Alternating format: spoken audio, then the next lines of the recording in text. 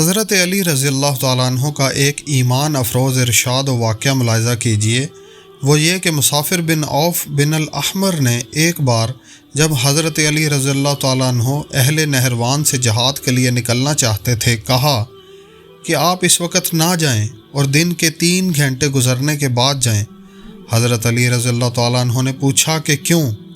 اس نے کہا کہ کیونکہ آپ اس گھڑی میں جائیں گے تو آپ کو اور آپ کے ساتھیوں کو بلا اور شدید نقصان پہنچے گا، اور اگر اس وقت میں جائیں جو میں نے بتایا ہے تو آپ کو کامیابی و غلبہ نصیب ہوگا۔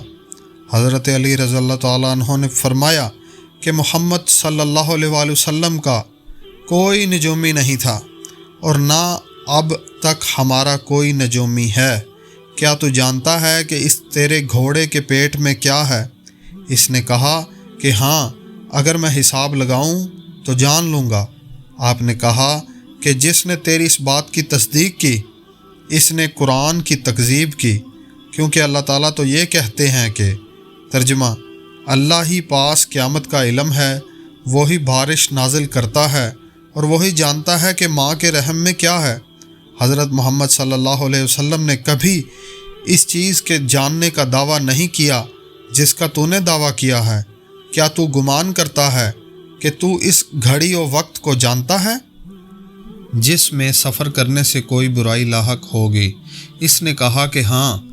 آپ نے فرمایا کہ جس نے تیری اس بات کی تصدیق کی وہ گویا برائی کے پہنچانے کے بارے میں اللہ سے مستغنی ہو گیا، اور اس کو مناسب ہے کہ اللہ کو چھوڑ کر تجھے ہی اپنا معاملے کا متولی بنا دے، کیونکہ تو گمان کرتا ہے کہ تو اس کو اس گھڑی کی جانب ہدایت کر سکتا ہے جس میں سفر کرنے سے وہ برائی سے نجات پا جائے گا۔ پس جس نے اس بات کو سچ سمجھا، مجھے اس پر اندیشہ ہے کہ وہ اللہ کے ساتھ شریک کرنے والے کی طرح ہے۔ پھر آپ نے فرمایا کہ اے اللہ، کوئی فعل نہیں ہے مگر تیرا فعل، اور کوئی خیر نہیں ہے مگر تیرا خیر۔ پھر اس شخص سے فرمایا کہ ہم تیری تکذیب و مخالفت کرتے ہیں اور اسی گھڑی میں سفر کرتے ہیں جس سے تو نے روکا ہے۔ پھر آپ نے لوگوں کو دیکھ کر فرمایا کہ اے لوگو، تم علم نجوم سے بچو مگر وہ جس سے خشکی و سمندر کی اندھیریوں میں راستہ پا سکو۔ نجومی تو کافر ہے اور کافر جہنمی ہے۔ پھر اس شخص سے کہا کہ اللہ کی قسم، اگر مجھے یہ بات پہنچی کہ تو علم نجوم میں غور و فکر کرتا اور اس پر عمل کرتا ہے تو میں تجھے تیرے یا میرے رہنے تک حبس دوام میں رکھ دوں گا، اور جتنا میرے بس میں ہے اس قدر تجھ کو بخشش سے محروم کر دوں گا۔